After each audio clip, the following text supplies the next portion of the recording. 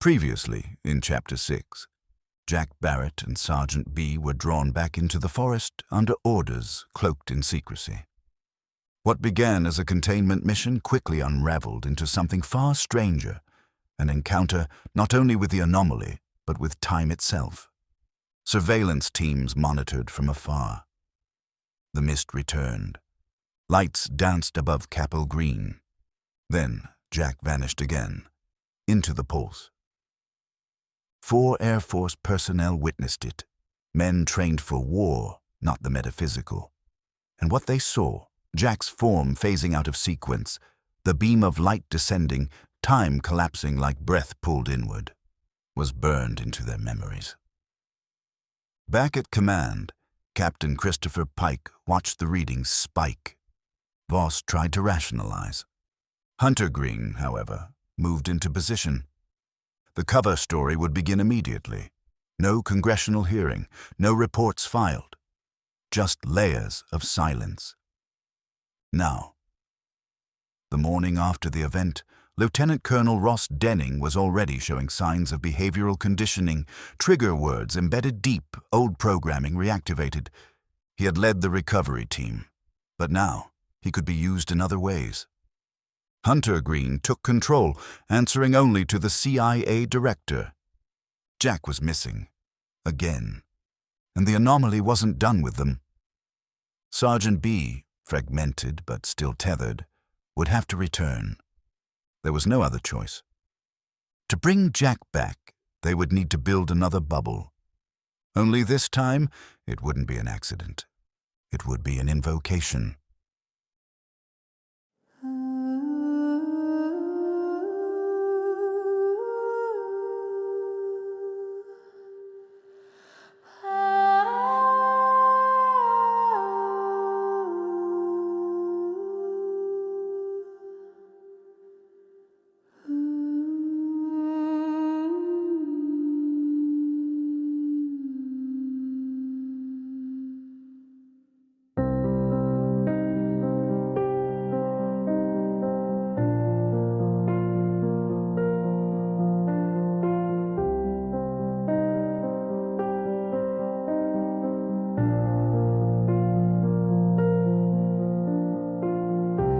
Beyond the frost, beyond the veil, we walk the edge where memories fail. A shimmer broke the midnight air, and time unspooled beyond repair.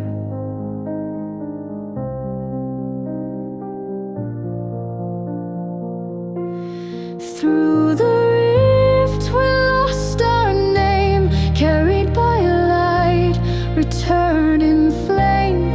One stepped forward, one remained. The echo split, but never waned. The forest watched with ancient eyes as futures bled from fractured skies. It called us back, it knew the cost. To take him back or leave him lost.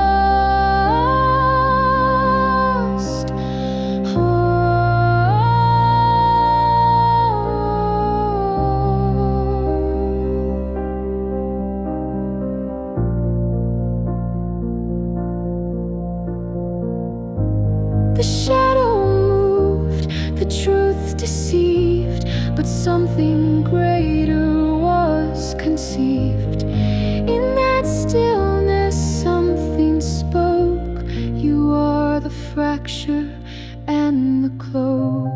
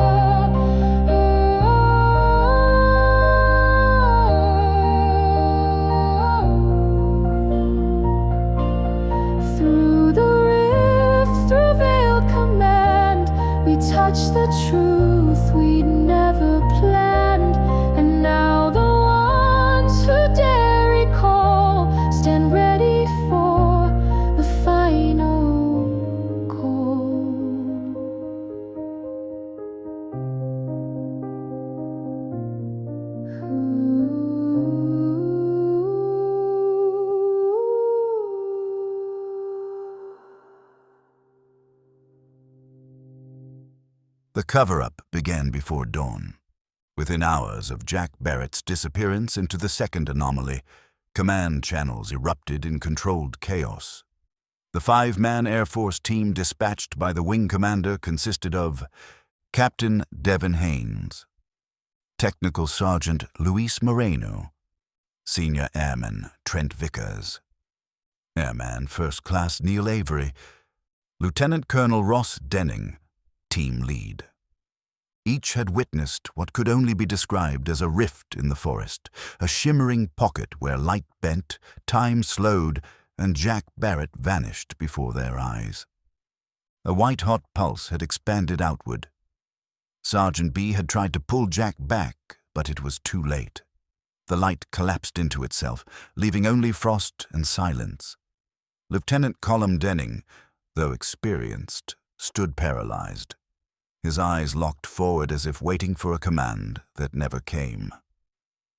Later in the debriefing, he described a momentary absence of will, as if someone else was holding the strings. That someone was Christopher Huntergreen.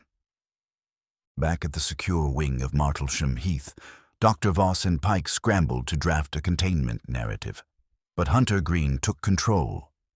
Denning had been compromised, his mind woven with trigger phrases embedded during earlier conditioning sessions. He was one of several Null Command operatives, pre-programmed to respond to very specific cues under high-stress phenomena. With Denning now compromised, Huntergreen assumed total operational authority. He reported only to the director. "This isn't a retrieval mission," Huntergreen said flatly. "It's containment." "But Jack's still alive in there," Pike argued. Voss stood silent, watching the signal pulse on the telemetry. "He's not just alive," he said finally. "He's broadcasting." Operation Echo Re-entry. Creating a second bubble was risky. The technology had never been tested outside of controlled parameters. The first anomaly had formed naturally, perhaps with subtle provocations. But to force one open again required a full reconstruction of the harmonic sequence embedded in Jack's exposure. They used Barrett's original biosignal signature, layered against EEG patterns extracted from Sergeant B. "He was closest to him when the echo burst," Voss explained. "The field entangled them both. That's the key." The site was cleared. Ground resonance spikes were placed. A modified starlight scope fed directly into the temporal loop predictor. Sergeant B stood at the forest's edge, sweat already running despite the cold. He didn't understand everything, but he knew one thing. Jack had stayed for him. Now it was his turn. Inside the anomaly. When the second field stabilized, Sergeant B stepped through. The sensation was immediate, like stepping between glass and memory. Light shimmered sideways. Sound bent inward. And there he was. Jack Barrett, eyes unfocused, body crouched defensively.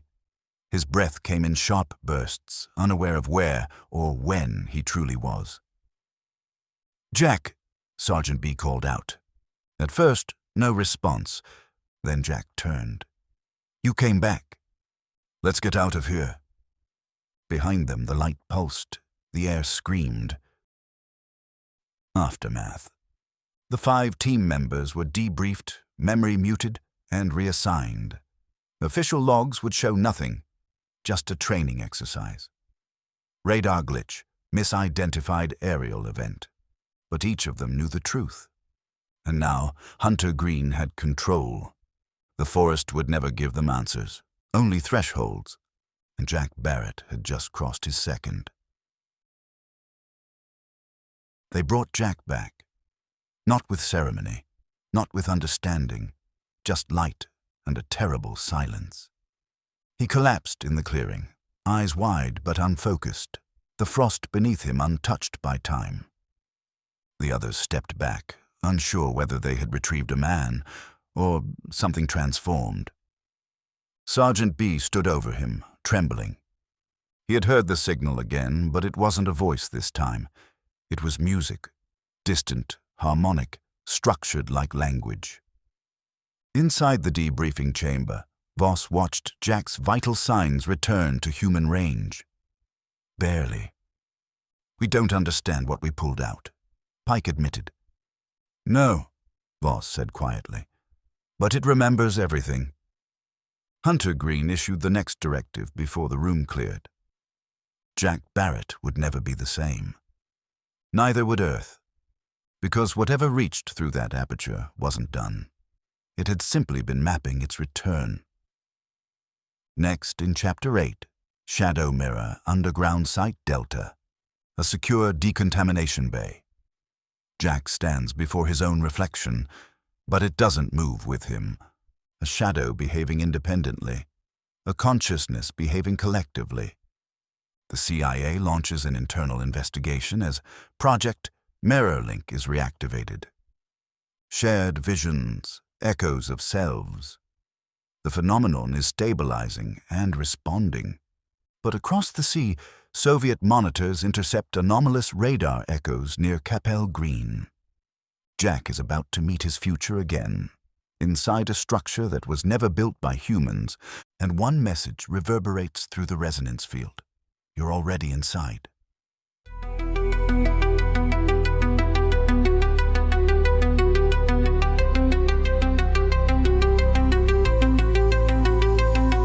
Through the silence of time, I walked alone, but the stars knew my name in undertone. From Rendlesham woods to Saturn skies, I carry the echo, I lived the why. It wasn't the end, it was unfolding. Not contact made,